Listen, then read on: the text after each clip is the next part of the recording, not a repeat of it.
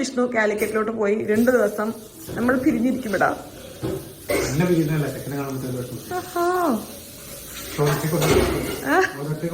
കൊണ്ടുപോയിക്കോളൂ.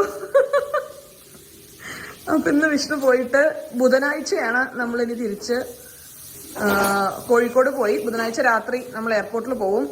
ഒരു വ്യാഴാഴ്ച വൈകുന്നേരമൊക്കെ ആകുമ്പോഴേക്കും നമ്മൾ ആംസ്റ്റർഡാമിലെത്തി. Back to reality. പേടിയുണ്ടോ റിയാലിറ്റീന്ന്? ഇന്ന് രാത്രി എനിക്ക് 3 മണിക്ക് പേടി വരും. അപ്പൊ